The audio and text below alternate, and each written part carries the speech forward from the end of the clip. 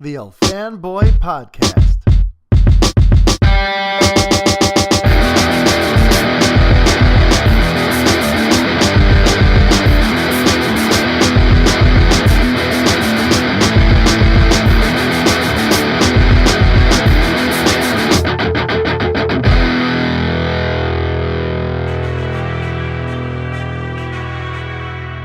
Hi everybody, Mario Francisco Robles MFR here with you, and this is the official revisitation of Batman v Superman Dawn of Justice, with a special sort of twist, of course, because I didn't just see the theatrical cut, I saw the Ultimate Edition for the first time ever. Now, yesterday I put up a video where I revisited Man of Steel for the first time in 4.5 years. And if you have not yet seen that, I encourage you to go check it out, because some of what I have to say about this, logically sort of builds on that, since this is the sequel to that. So when it comes to Batman v Superman, I only saw that one once, unlike Man of Steel, which I saw 3 times.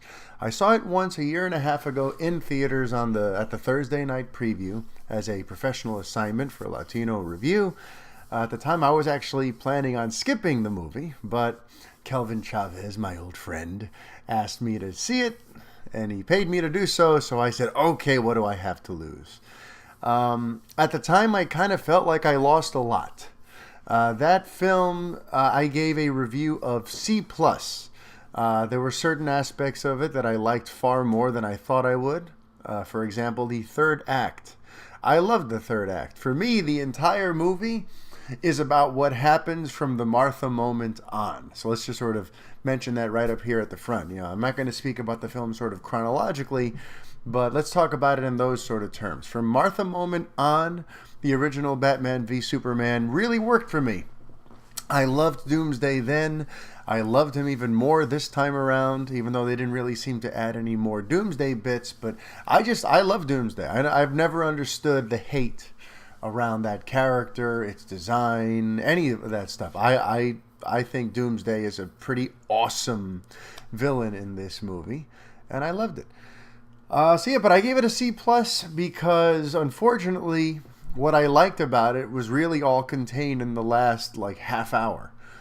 From the Martha moment on, I didn't write it down, but from the Martha moment on, I believe it's only about the last 30-40 minutes of the movie, if even that much.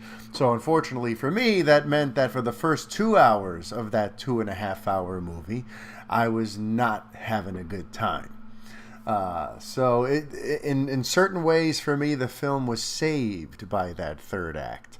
This one, for the Ultimate Edition, I would like to just say right off the top, a lot of people were telling me that, the theatrical cut was not great, but the Ultimate Edition is actually much better. Even people who initially fought with me about even the theatrical cut, people who thought that my C+ was too harsh, eventually ceded the fact that actually the theatrical cut was pretty lousy.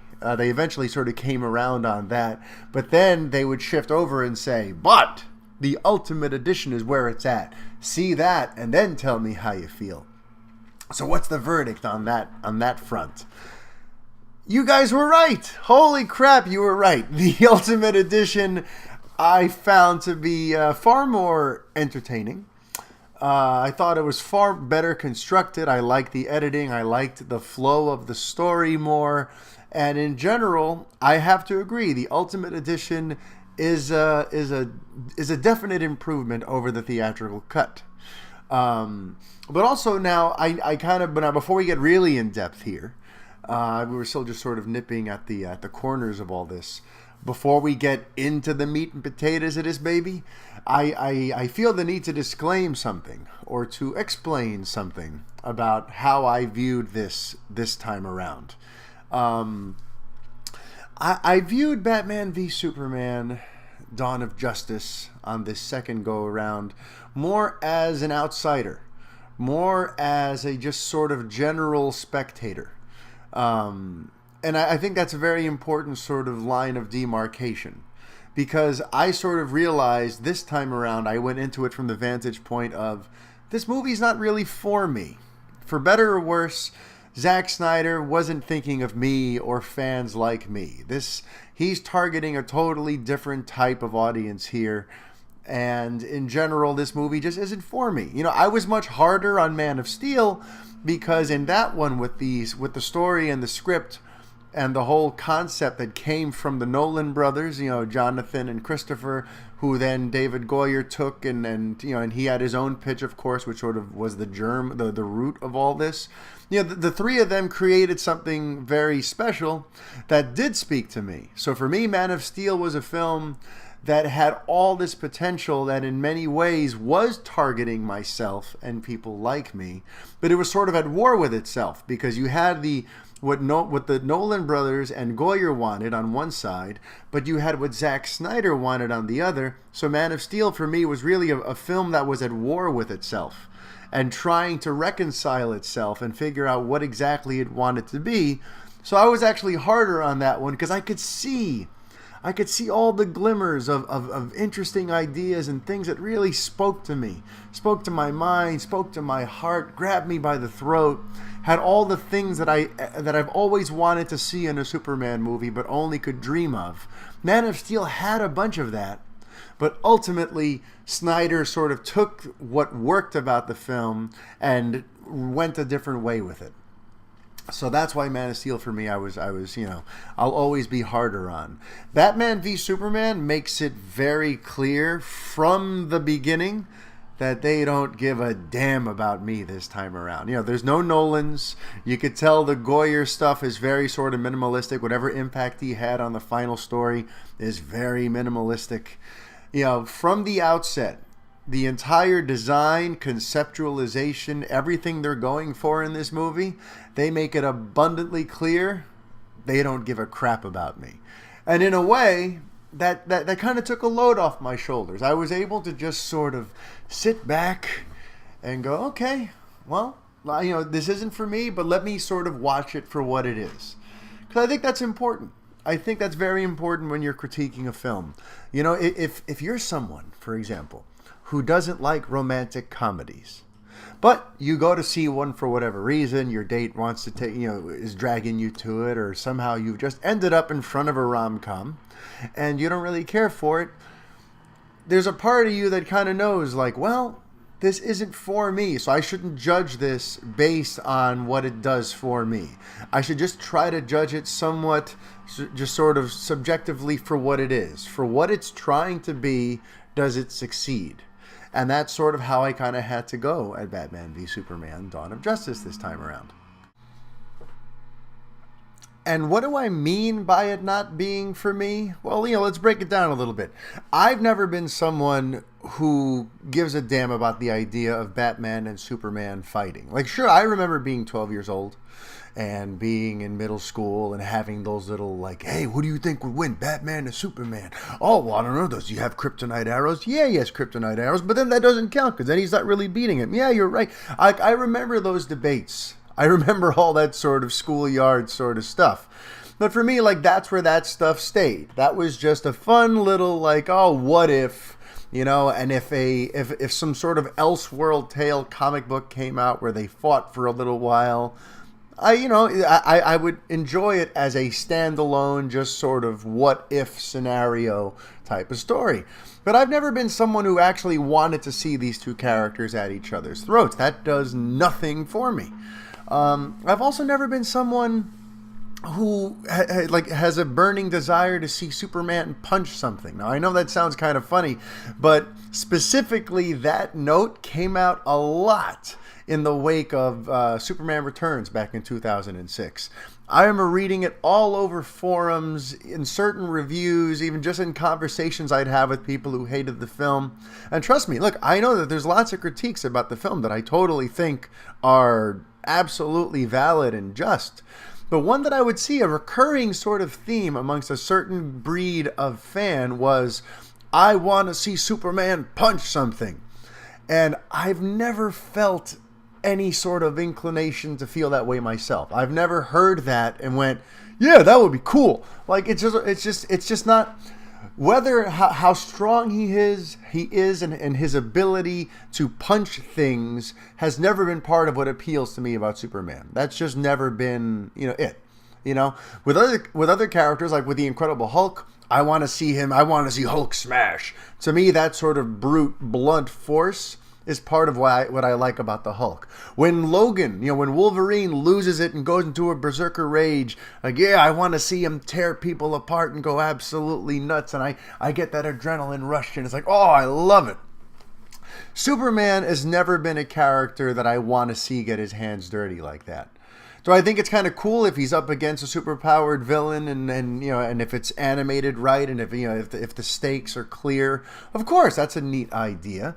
But in general, both Man of Steel and Batman v Superman are heavily in that, they're catered towards that I want to see a demigod beat the hell out of something aspect of the Superman fandom. And that's just never been me. That's never been me.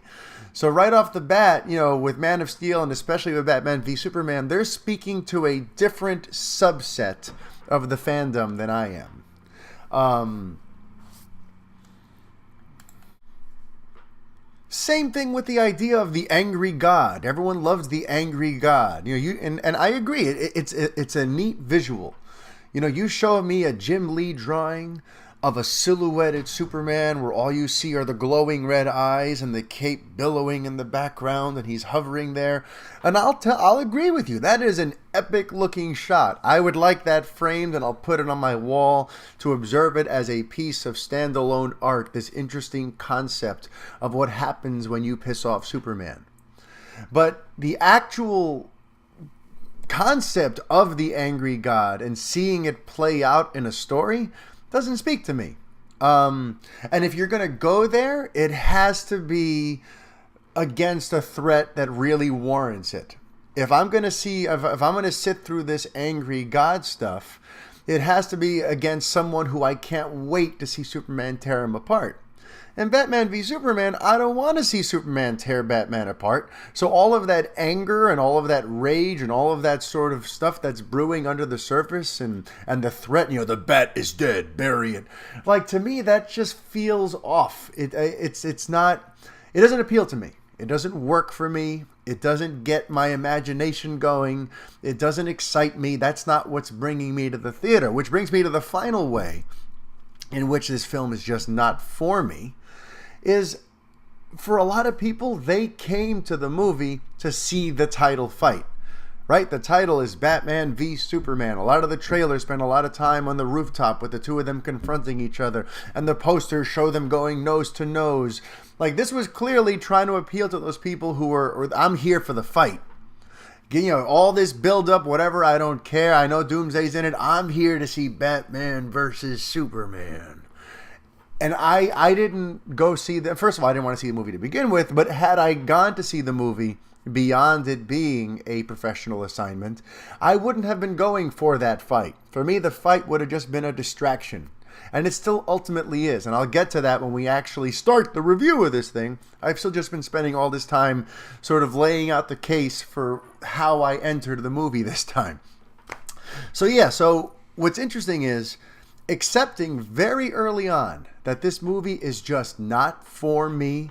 It's for a completely different type of Superman fan and a completely different type of cinema goer was very, very important.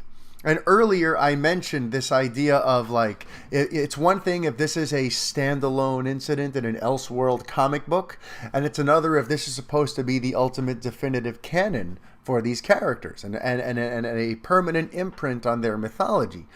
And here's where I think a lot of the negativity came from in the last year and a half. For a lot of writers and a lot of bloggers and a lot of fans and a lot of people who rejected this movie, the people who are why it stalled out at $873 million and didn't cross that $1 billion mark, and the reason that the film dropped like a turd in the second weekend, almost 70%, and in general had just no legs. For a lot of those kinds of people, the anger and the negativity came from the very idea that, what? These are the definitive takes now on Batman and Superman? Because right now we're living in the golden age of superhero cinema. we keep getting basically, these either introductions or reintroductions of characters we've already met, with the understanding that now that we're in the golden age, now that Marvel Studios is very hands-on with its characters, now that DC Entertainment is very hands-on with its characters, and we're creating these shared universes and everything is really trying to embrace the books, there's a sort of subconscious message being sent to the audience at large that now, after years of false attempts and mistakes and these, now you're finally getting the ultimate versions of these heroes. Like Captain America is an example. There were 1 or 2 Captain America movies already in the 80s, or maybe even like 1990, and they were terrible.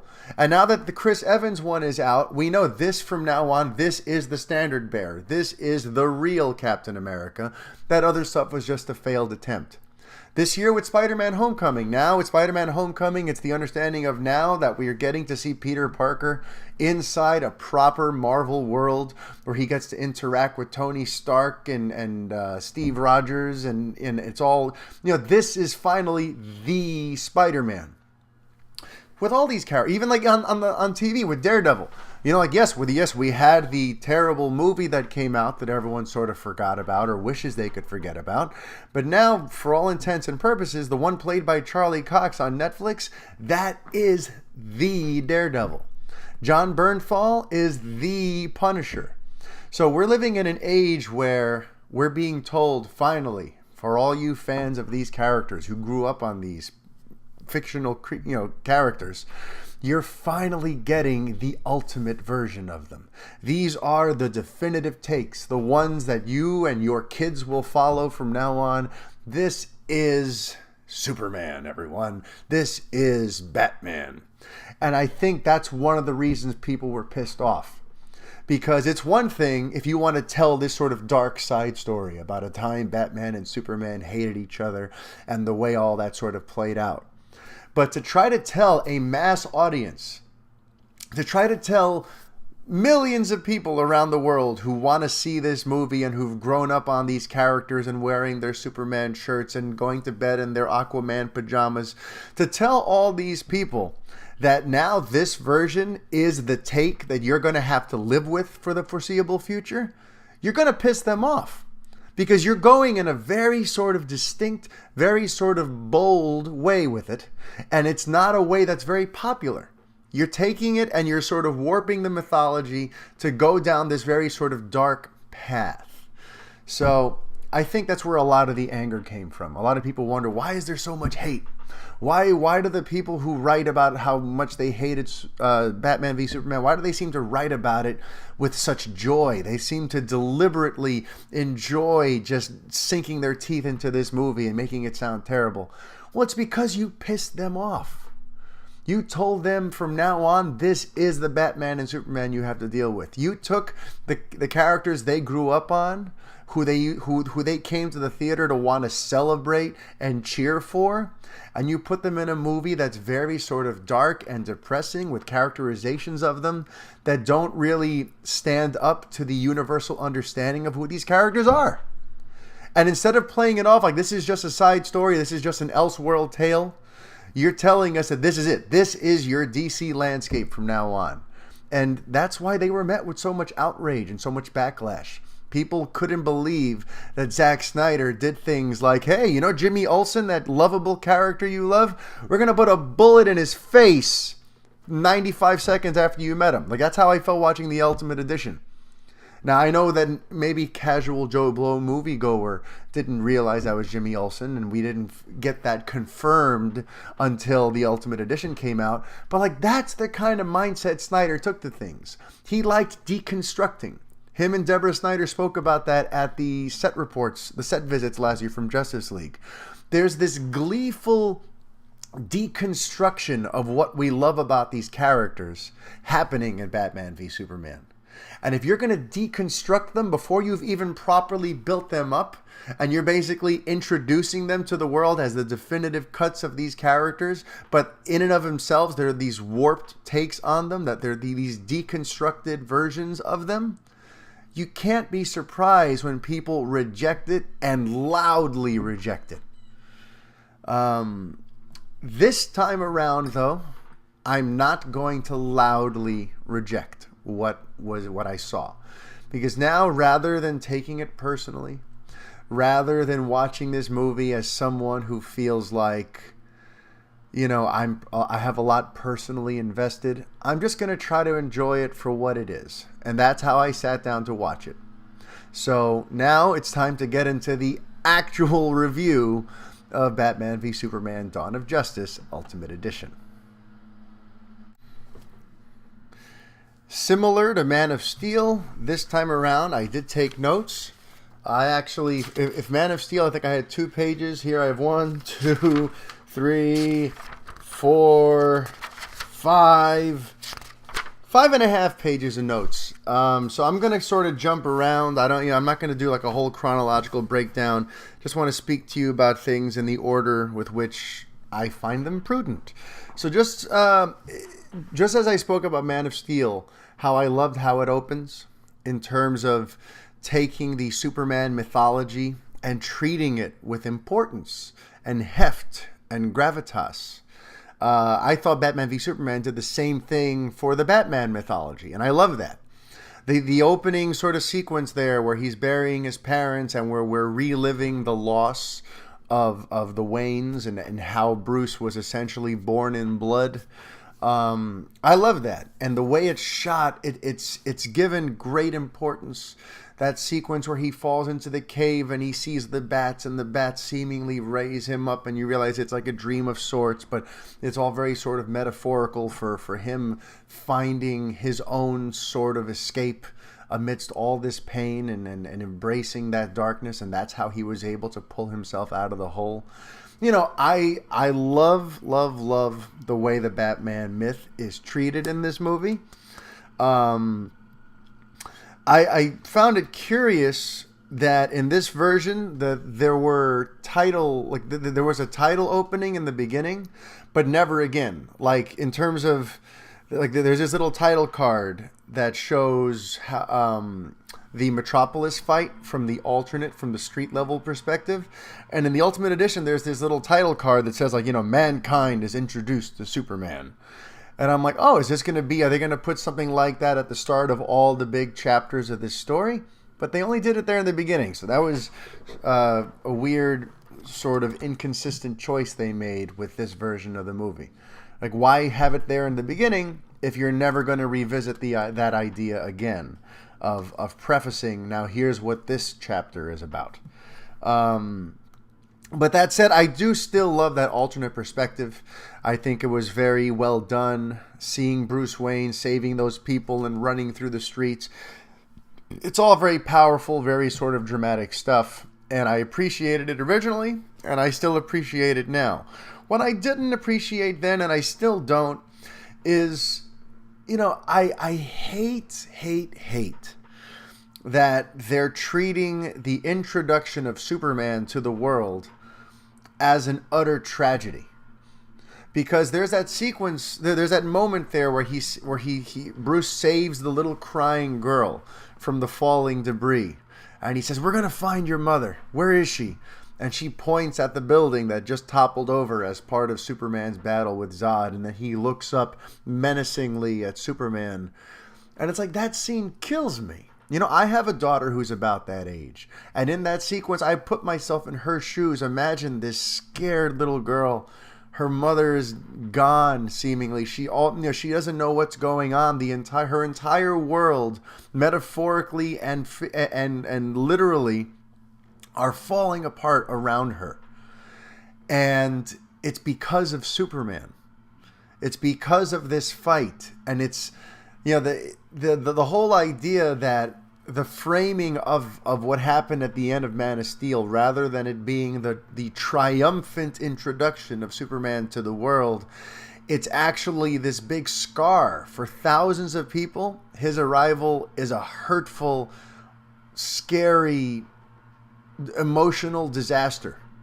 And that was just like that hurts. I don't know, why would you, I don't know what would possess someone to think that this is how people want to view Superman. There's so many ways that this story could have been told where you could have had your cake and ate it too. But here I just kind of felt like they overplay what a negative influence he's been since arriving, and they completely underplay what he is meant to the world at large. And that's kind of a general note. And then, I wrote about Jimmy Olsen dying again. Oh, here's Jimmy Olsen. This is cool. 95 seconds later, bullet to the face. Very nice. Good job. And more of that blunt force Superman I was talking about earlier. The Superman who punches people. They show the Superman, Superman arriving in that Africa sequence and giving that, badass glare at the terrorist and then spearing him through a wall. And it's like, that's never, that's not my Superman. That's not what I come to see. So the wall smash was just more of that continued idea of the blunt force Superman, which never ever spoke to me.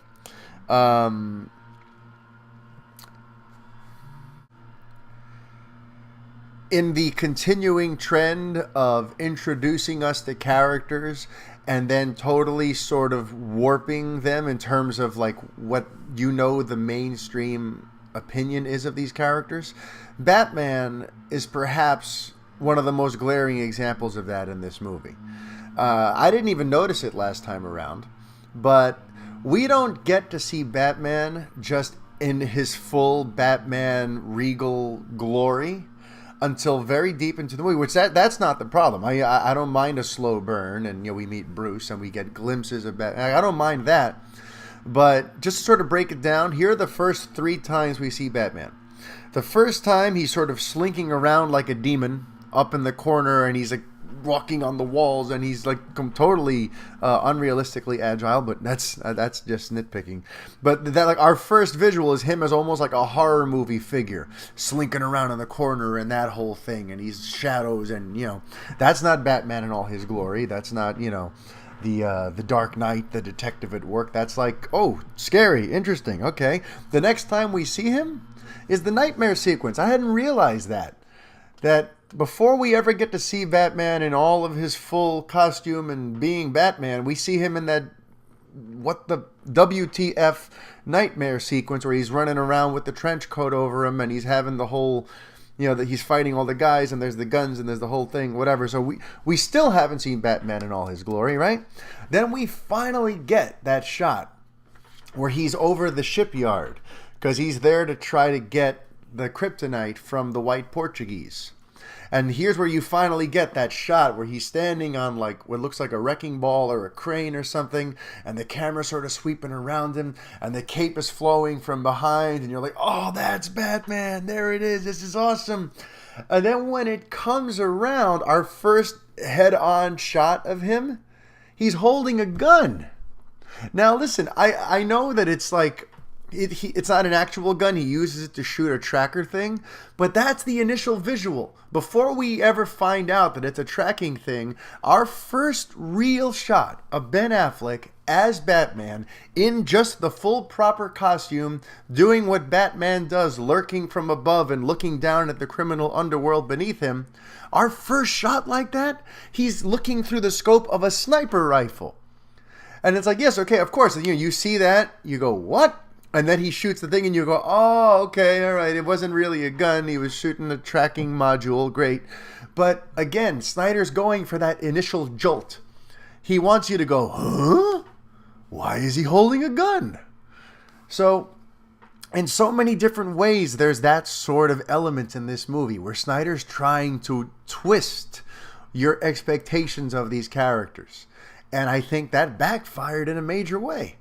Because rather than people embracing these twists, they came to the movie to celebrate them. They came to the movie because they want to see their favorite heroes be awesome. Not because they want to see them get shot in the face and one who was, never really holds a gun has a gun. I don't want to harp too much on the gun business because I am a little more liberal about that stuff than other people. Like, I have Batman friends who instantly just hate everything about this Ben Affleck Batman just because he used a gun and because he ends up killing the guy who was about to kill Martha. I don't have any of those qualms. I'm not a purist when it comes to that. I'm kind of cool with him using guns. I had no issue with it in 1989 Batman, Tim Burton's one with the machine guns on the car and the whole thing. Like, I'm not a purist when it comes to that. But it's just evident that Snyder is like purposefully, gleefully trying to tweak everyone's perspectives on these characters throughout the movie.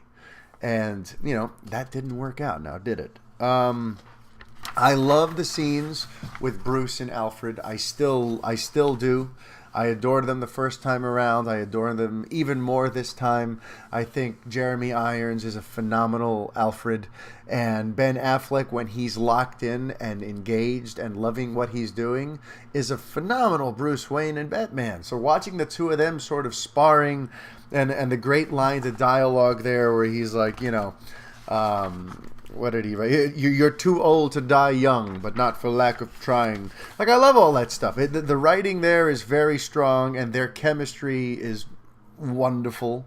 And by the way, since we're talking about score a lot lately on the podcast and elsewhere, I love that Lex Luthor has a theme, and I hope I hope they use it again. I hope it's not one of these things where they use it for a couple of scenes in Batman v Superman, but then we'll never see it again. I love how it's sort of the antithesis of the Superman theme. It's sort of like a twisted in and out 180 version of Superman's da-da. This one's like da-da. Like, it's I kind of love that he's the warped Superman.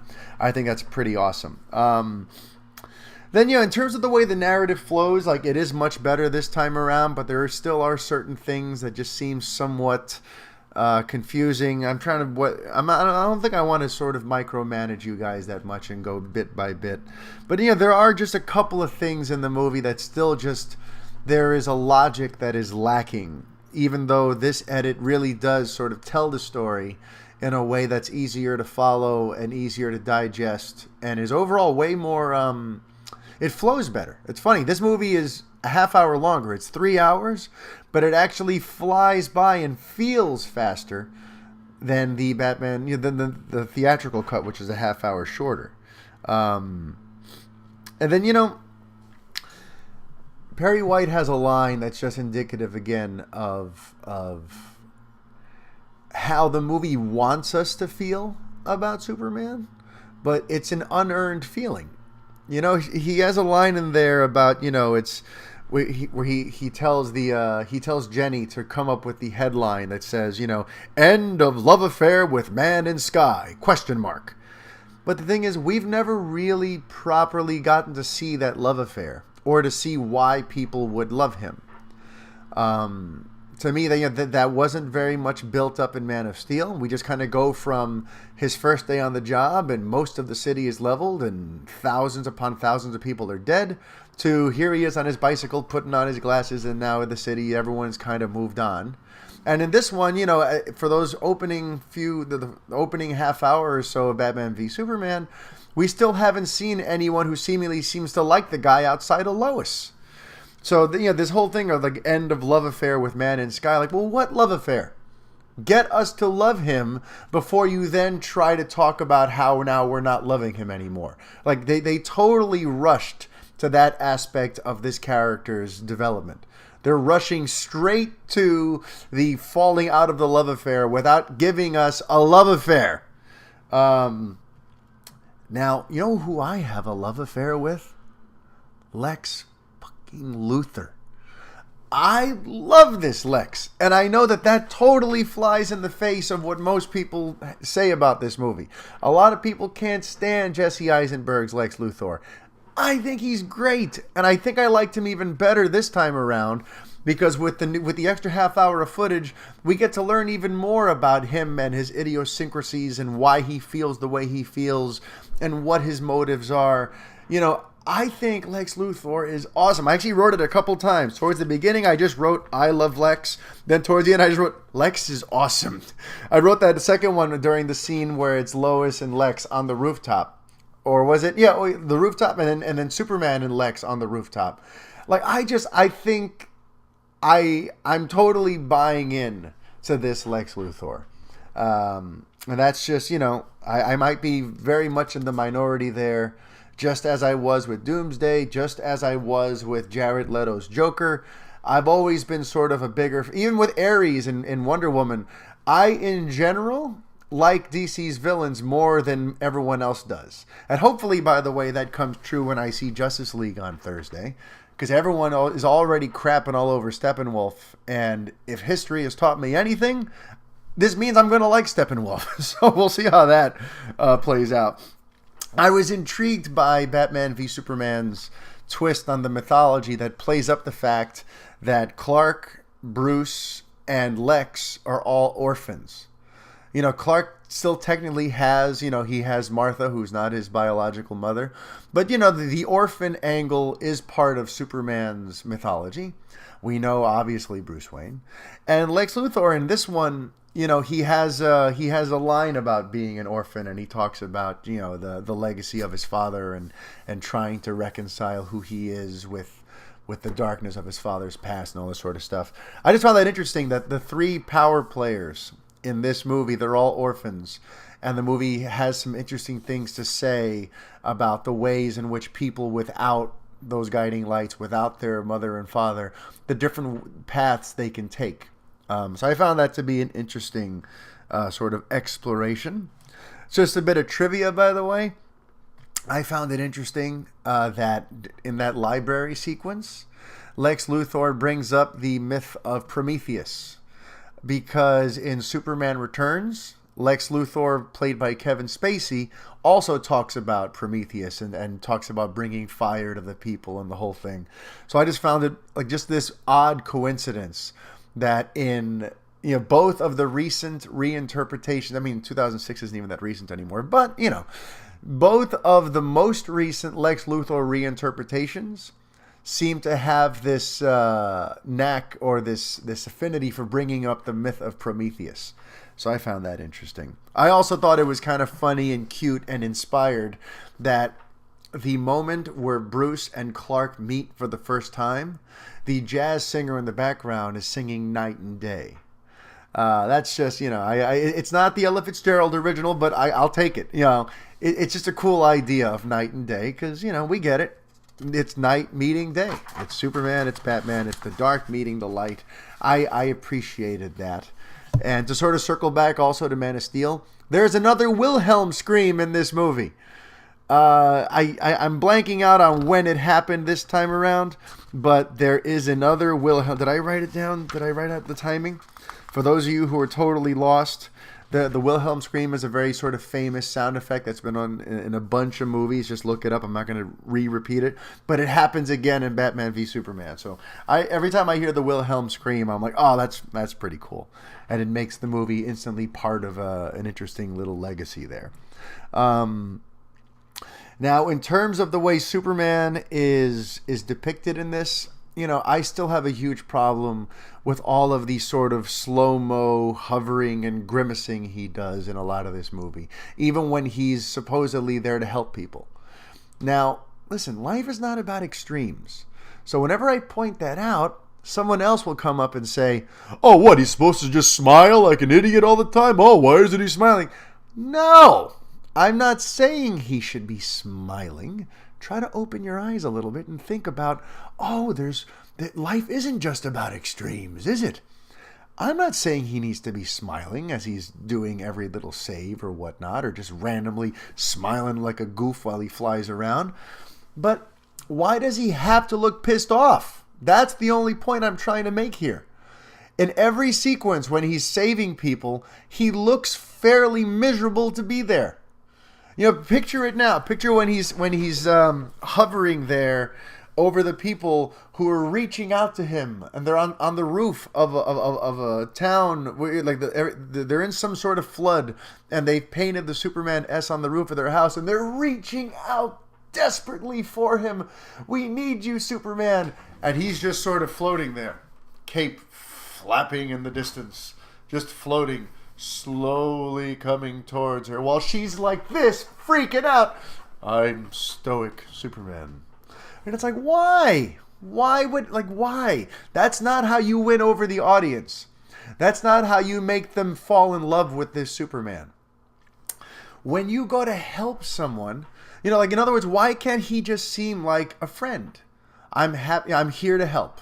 I'm not here to smile and give you a one-liner and say, by golly, gee, miss, statistically speaking, flying is still the safest way to travel. I'm not saying do that. I'm saying just come with direct Henry Cavill to approach these scenes like a friend who's there to help, who's there to be a reassuring presence. You're in danger, don't worry, I'm here, I've got you.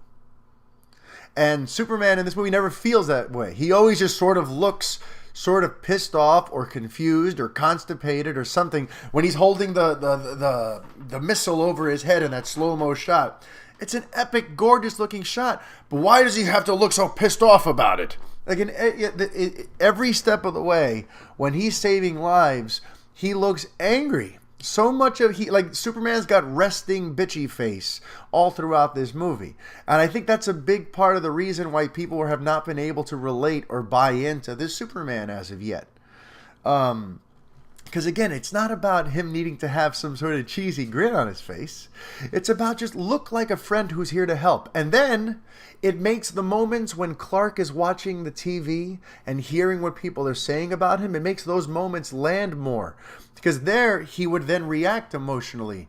And that's when he can look angry and upset. He's like, how are these people not understanding me? Why do they think I'm here to hurt them? Why are they speaking of me like I'm this evil, dark presence? Can't they tell I'm their friend? That would have been a much more interesting a way to approach this. If when he's helping people, he comes off as your friend, but all these people who are clearly warping what he's there for and using him for their own political agendas and twisting his intentions, if you have that sort of dynamic, that would have like made the whole thing just flow a lot better. It would have felt a lot better. But instead, he looks grimacy and pouty when he's saving people. He looks grimacy and pouty when people misunderstand it. He's grimacy and pouty when he talks to Lois. It's just like, the way Henry Cavill was directed to play the role just seems all wrong to me. I wish he came off like a friend who was there to help. And it would make it that much more tragic that people don't understand his intentions.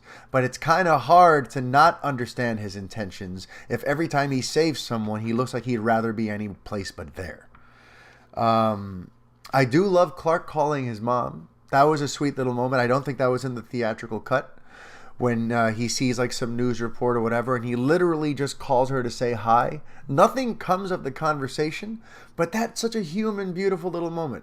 And the way Diane Lane acts it out, waking up and getting this random call from her boy, and how random it is to her that he's calling just to say hi in the middle of the night. Like, I love that. That was humanistic. That made me feel for Clark more than anything else that happened. That little moment fleshed Clark out a little bit more for me. And I wish that there had been more of that. More of that just, vulnerability. I don't like the nightmare sequence. I just don't. It's where it's put in seems totally sort of random and arbitrary, and there's no payoff to it. So now it's totally up to Justice League or perhaps Flashpoint to finally sort of make that nightmare sequence right.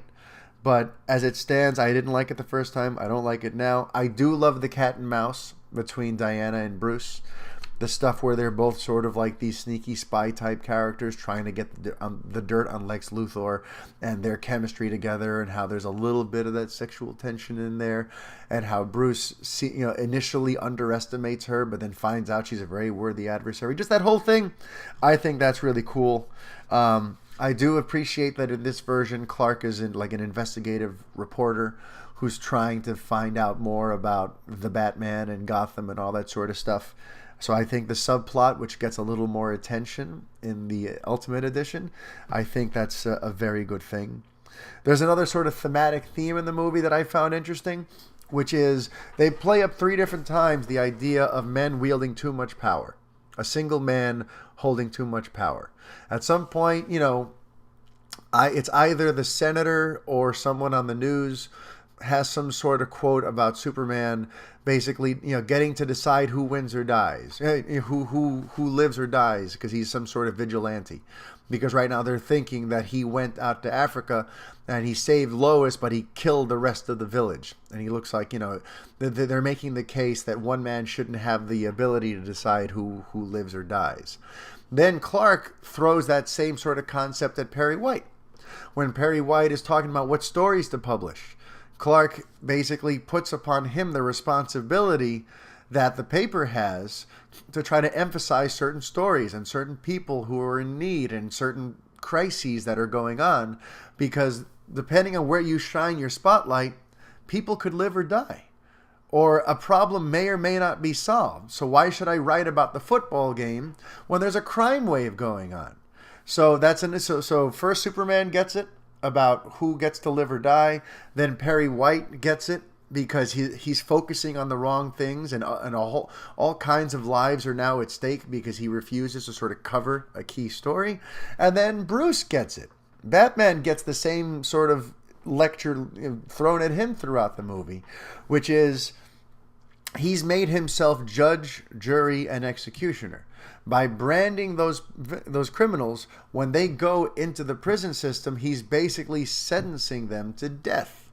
And again, now it's that question of, does Batman wield too much power? Is it fair that he can decide on his own, these people must die? So with Superman, he has too much power in deciding who gets to live. In Batman's side, he has too much power with regard with who gets to die.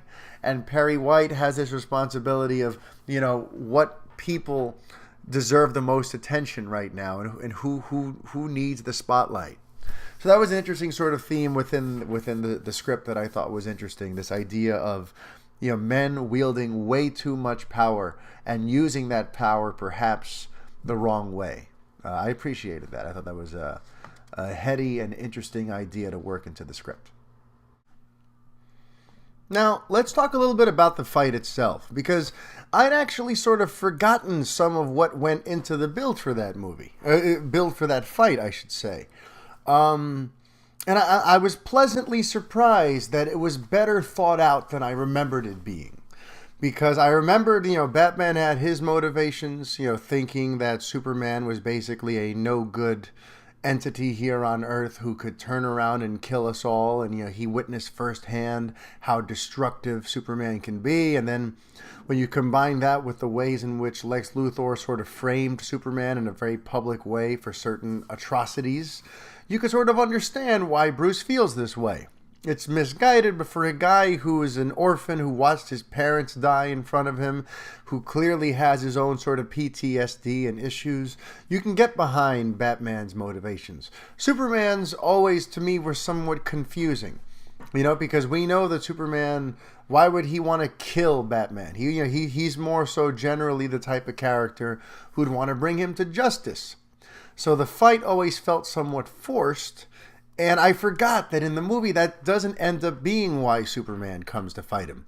He comes to fight him because Lex Luthor basically gives him an ultimatum. He says, either you kill Batman or I kill your mother.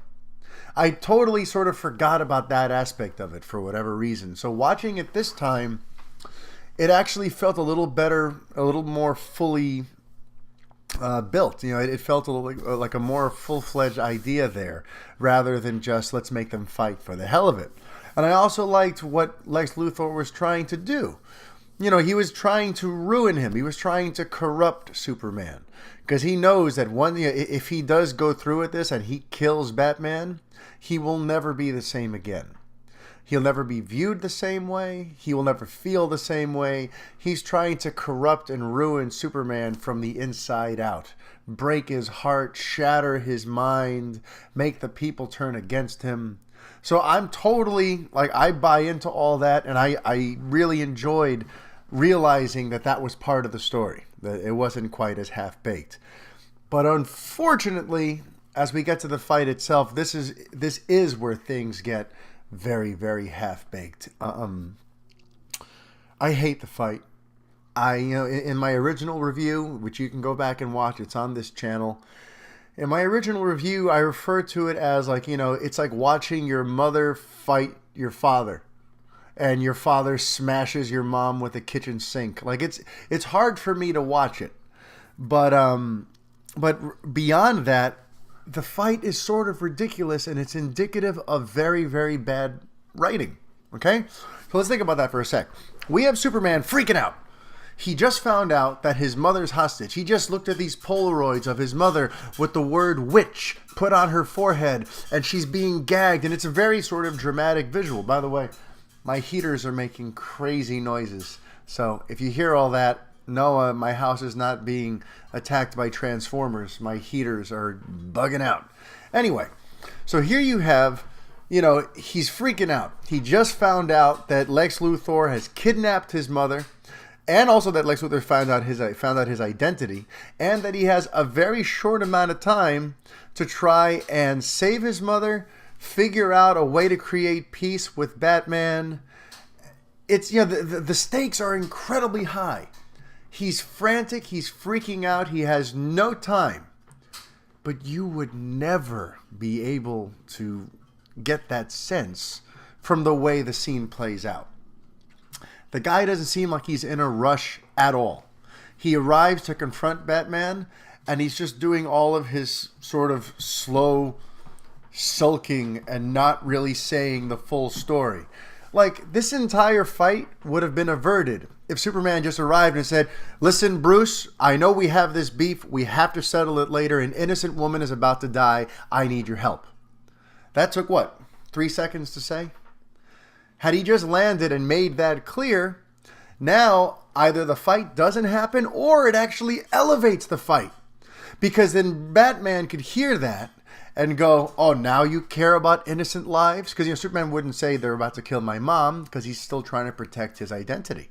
But if he comes down and says that you're going to kill an innocent woman, then Bruce could turn around and say, "Oh, now you care about innocent lives after the thousands who died in Metropolis when you were fighting Zod?" And then all of a sudden, now the fight's getting really bitter. And then now all of a sudden, now there is more of a reason for them to fight. But Superman never says that. He just lands there and says, "We don't have time for this. I need your help." And then they just kind of go into this protracted brawl, which feels completely arbitrary. It's that bad writing trope 101 of like when you're watching a TV show and you realize like, wow, this entire episode, you could have totally just done away with this entire episode if one character just spoke. If they just communicated what they knew up here, then the entire central conflict of this episode wouldn't even happen. And we've sort of gotten used to that in like those primetime soap operas and your Grey's Anatomy. Lord knows the Marvel TV shows on Netflix, they always drag things out.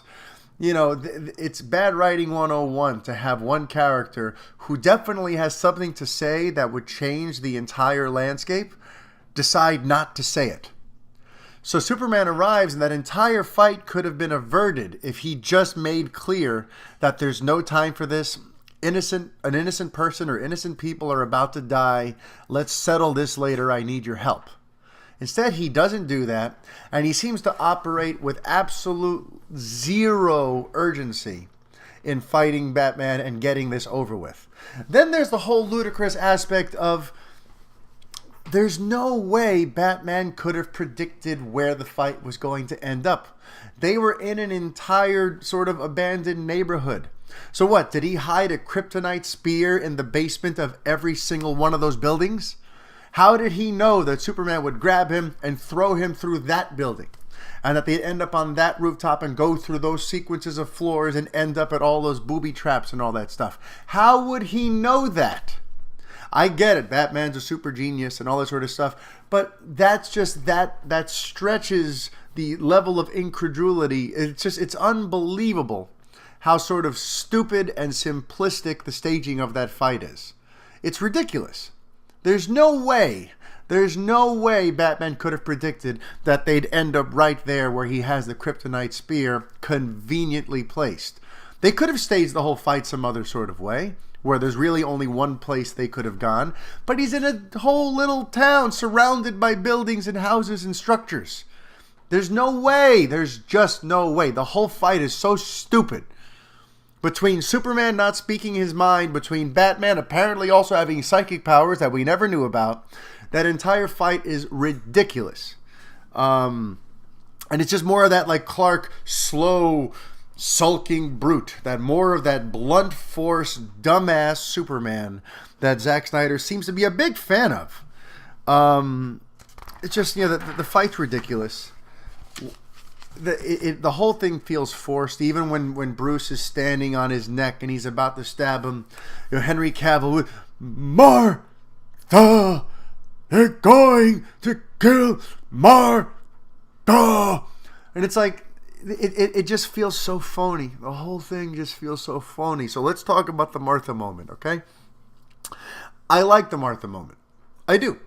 I understand the importance of it. It's become this infamous, almost sort of nuke the fridge, jump the shark sort of pop culture vernacular as this moment that people talk about as this like magical resolution to a to a problem that's been brewing for hours in the course of a movie. I don't have an issue with it itself.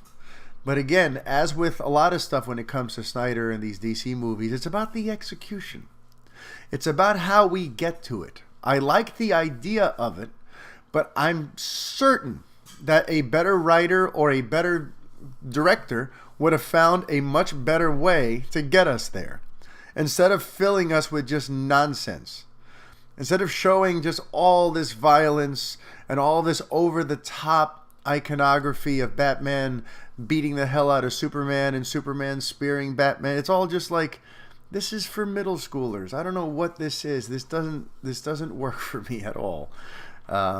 Thankfully, this time around, I knew that, and like I said, I accepted that.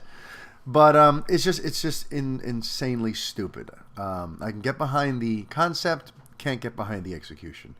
Now,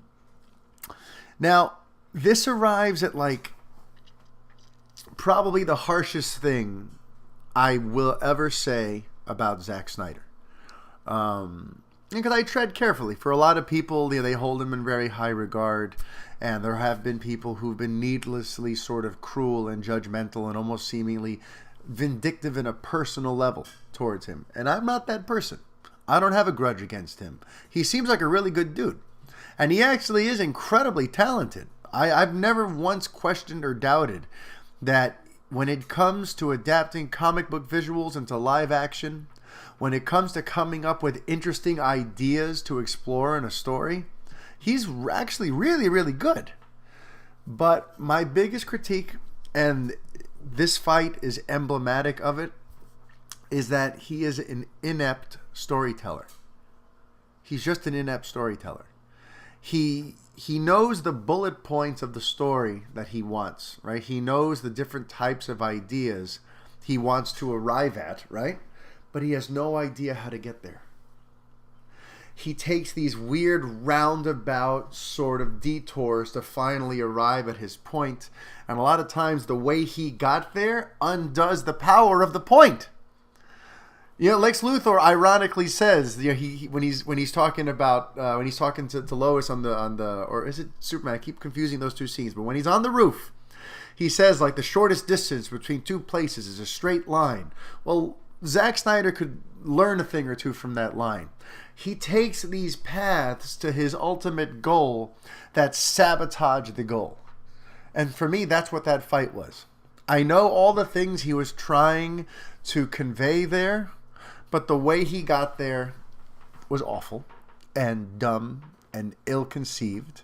And I felt the same way about Man of Steel. And I feel the same way about a lot of his general high-minded ideas with Batman v Superman and how he wanted that to build towards Justice League. He's just an inept storyteller. He has great ideas. He has no idea how to execute them and how to get to them in a way so that when you finally arrive at them, there's a big payoff. He has to learn how to do that. He's not a storyteller. To me, for right now, he's still sort of honing his craft as far as I'm concerned. For the time being, he should really just be like a cinematographer or a director of photography. That's all he should be doing. He should be working with an actual director who knows how to develop a story and how to properly convey the stakes and the flow and the peaks and the valleys of each character arc. And he should work alongside one of them and just give them amazing visuals on the screen. Take their ideas and help sort of make them look beautiful, because that's what he's good at. But in terms of actually executing a story, the guy pretty much has very little clue how to do that so far. So now let's move past the fight. The stuff at the Batman, at the warehouse, I still really love. I mean, it's so fun. It's like watching the Arkham games come to life. I still get a kick out of that. They're just sort of like, this time around, it was fairly noticeable here and in the Nightmare sequence how sort of hiding in plain sight Ben Affleck's stunt double was. Obviously it's a stunt double, and that's fine. That's Hollywood magic. I have no issue with that. I don't even have an issue in general. But this time around, like, you could just tell it's not him. And they weren't even trying to be coy about it. Through a lot of it, the camera, you see his face. And, like, that's not Ben Affleck's face. It's Ben Affleck's face at the beginning of the scene and at the end. But all the cool sort of martial arts stuff, it's a totally different type of mouth. It's not him. So that's just more trivia. That's not complaining. I'm not critiquing. I still love the Batman scene, but I did get a kick out of that and the Nightmare sequence, seeing how, like, oh, you're not even trying to hide the fact that that's not Ben Affleck. Okay. And something that, I thought maybe I was being too hard on this moment originally, but so this time around I tried to be more open-minded, but it turns out I was right all along. The sequence where Superman goes to confront Lex Luthor, and he meets Doomsday, and Doomsday, breaks out of that thing and is sort of born before him. There's a moment in that scene that should have been very, very important to the narrative, and a pivotal sort of turning point that is actually given zero importance. And again, I thought maybe I was just looking at it with tunnel vision, and maybe I missed something. So this time when the sequence came up, I paid very close attention.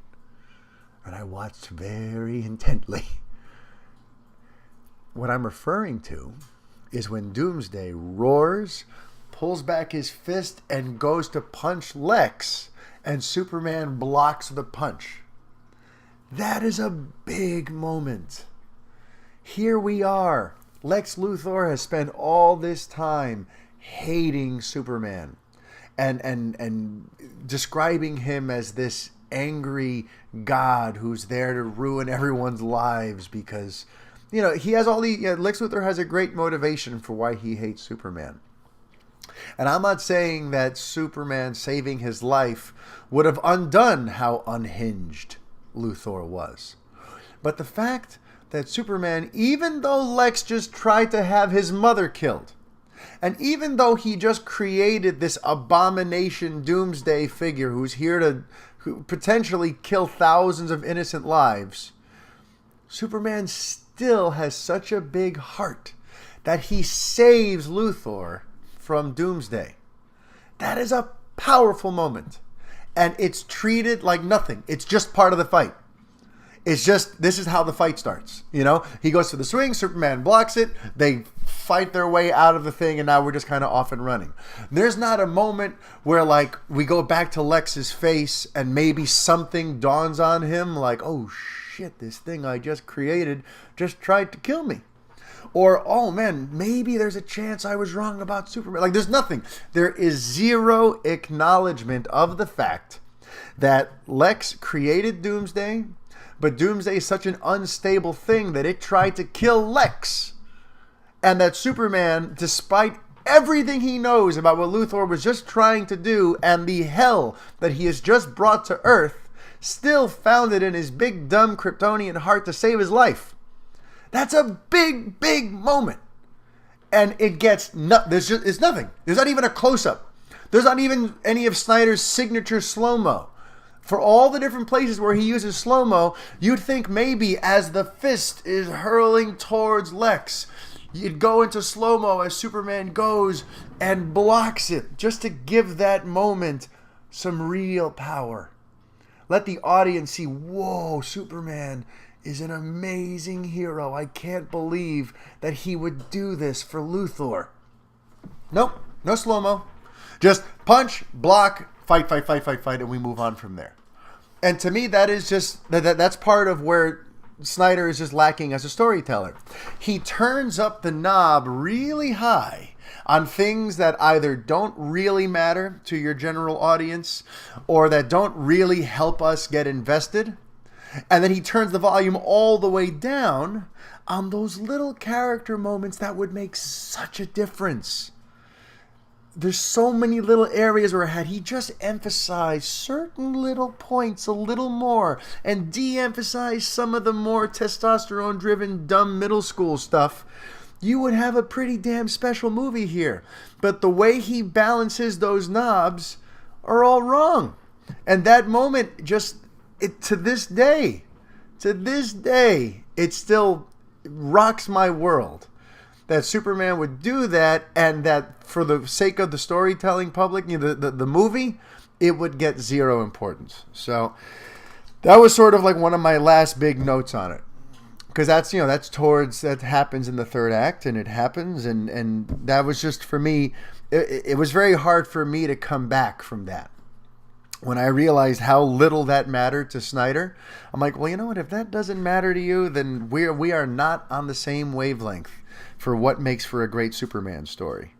The one area where I felt like Snyder tried to make amends with fans like me, the one area that I truly do appreciate where it sounds like he was open to our critiques of Man of Steel, was when Superman very dramatically takes Doomsday and takes him into outer space. I thought that was cool. I appreciated Superman very deliberately and carefully trying to get Doomsday away from Metropolis, away from where he could harm innocent people. That was very Superman.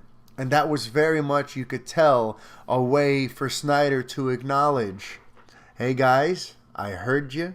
You hated all of the crazy destruction in Man of Steel. Look, Superman's trying to stop it this time. So thank you for that. And also, and they kind of then go a little heavy-handed with it, though. Because then when he lands on Stryker's Island, the military guy in the background instantly goes, it's uninhabited. You hear that, audience? It's uninhabited. No one lives there, okay? Don't be mad at us. And then the same thing happens when Bruce wants to lure him away to Gotham. He makes sure to say very clear. He practically says, time out, like Zack Snyder. Looks at the camera and says, that part of town is empty. So Snyder, I just want to say I appreciate him trying to acknowledge the fact that the collateral damage this time around will be rather insignificant so that we can fully just enjoy the battle. I just think he played that hand a little hard, and it was almost kind of funny. Now, while we're speaking about that part of the fight now, this is where Wonder Woman enters the fray. So let's talk Wonder Woman a little bit, shall we? The retcon is pretty damn funny. The retcon of how she is in this movie to what she would end up being in the Solo movie and end up being now the foreseeable future. What Gal Gadot said last week or 2 weeks ago about basically, saying that was a terrible decision. In not so many words, she said that it was essentially a mistake to depict Diana Prince as someone who's been in hiding for 100 years in terms of being Wonder Woman. That she didn't want to become, mixed up in the affairs of man after a century of horrors. But let's examine now what led to that retcon. Because here's the Diana Prince that we saw in this movie, okay? In this movie, just in terms of the third act, right, it's just so emblematic of how much she's changed and how the writers in DC Entertainment are trying to reposition her. She enters the hotel, sees the news on the TV about some crazy stuff's going on and whatever, right? Doesn't spring to action. She goes upstairs, she changes her clothes, gets into a robe, starts packing a bag. All throughout the course of the third act, we know she's keeping tabs on everything. Still, Doomsday shows up. She goes to the airport. Okay. They keep fighting. She's on the airplane. Then, finally, as Superman comes and takes Doomsday away and whatever, that's when she decides, you know what, okay, I'm going to get off the plane. I should go do something. Think about that, and then think about how Wonder Woman was ultimately depicted in her solo movie and how that movie ends. With her essentially saying that, I'll always be here to defend humanity. And how Gal Gadot has now acknowledged that that is the way Wonder Woman should be. That the Diana Prince we saw in Batman v Superman, that was a mistake to depict her that way. Because she would never turn her back on humanity. So that's just, it's interesting to sort of look at that again now with the benefit of a year and a half. And to see how things have evolved. They essentially have now acknowledged that that was not the right way to depict her. That said, she's awesome. In that scene there in Gotham when she's there and we hear the music for the first time and she blocks the things and she's a force to be reckoned with. I love Gal Gadot at Wonder Woman as Wonder Woman. I loved her when they announced her. I had no opinion when they announced her because to me she was just the girl from Fast and Furious, but I didn't have that negative response. A lot of people were like, oh, she's so scrawny, this is whatever. I never had that negative response. So I went from being open to her to basically loving her every step of the way. Every time she's on screen as Wonder Woman, I think Gal Gadot is phenomenal.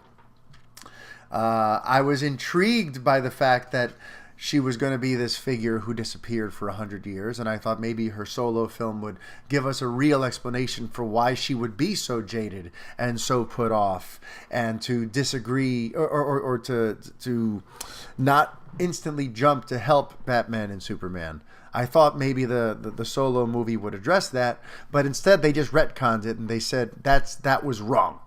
So it's been interesting to sort of, look at that again. And there's also that little retcon of Barry Allen, of The Flash, right? And in this movie, both times we see him, he's got that little dirty Sanchez, wispy facial hair. He's kind of grungy looking. He's got the long hair and the security cam thing. And now he's like clean cut, short hair, just more of like a nerdy guy who lives in his mom's basement type of character. So it's been interesting to see the different sort of retcons and adjustments that have happened since Batman v Superman, and seeing the movie now with Justice League about to be here in 2 days. It's just sort of interesting having all of this extra perspective as we look back on these things. And just to sort of wrap things up on a positive note, I just can't say enough how much I love the third act in general.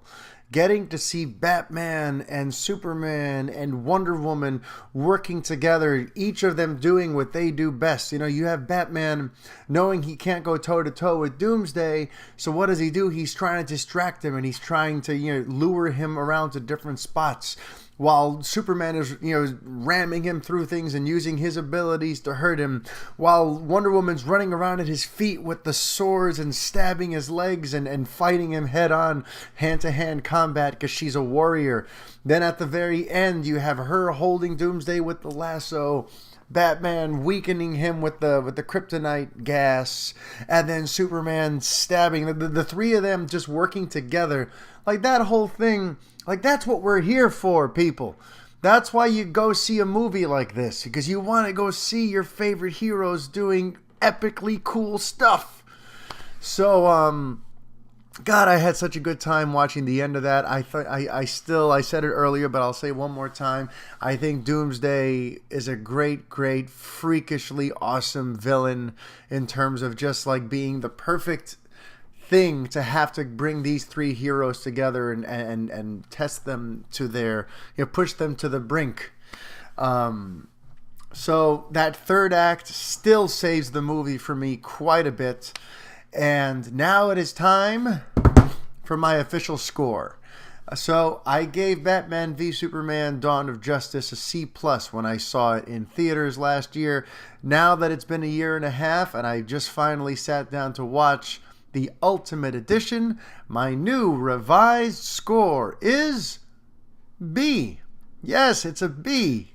It's gone up 2 grades just based on the better edit and overall my general ability to divorce myself from it a bit and just enjoy it more as an outsider rather than trying to enjoy it as a lifelong Superman fan. Just enjoying it for what it is. I had a much better time. So I give the movie a B. And it's interesting what's happened these last couple of days, right? Because Man of Steel went like sort of down for me. I used to like Man of Steel more, and I ended up giving that a B minus. And now Batman v Superman has jumped up above it. So now in my rankings, it's Wonder Woman, Batman v Superman, Man of Steel, Suicide Squad. That's my sort of ranking of the DCEU films thus far. And tomorrow I get to find out where Justice League falls on the list. I'm optimistic. I'm hoping it's excellent. If you want to try to see the movie with me and some of my other New York area listeners and watchers and supporters, we're going to be attending the 9 p.m. Thursday preview performance of Justice League at the UA Midway Stadium 9 in Forest Hills. We will be going to the Forest Hills Station House at 7 o'clock prior to the movie, for those of you who want to come, eating and drinking before the movie, and then after the movie going to go back there for a bit of a post-mortem sort of chat, and I will deliver my initial sort of hot take on Justice League to whoever's there, and in general just hang out and, you know, make a communal experience out of all this. So if you're interested in that, go to lfanboy.com for details. If you are interested in supporting what I'm doing here, I've been creating a ton of Justice League content, and in general, I've got the podcast every week, and I'm trying to up the ante here on the YouTube channel. Visit patreon.com/lfanboy. I do this for you guys, and I love doing it, but it just takes a lot of time and a lot of energy. And I hope you are enjoying Justice League Week here at El Fanboy thus far. And stay tuned. Until next time, adios.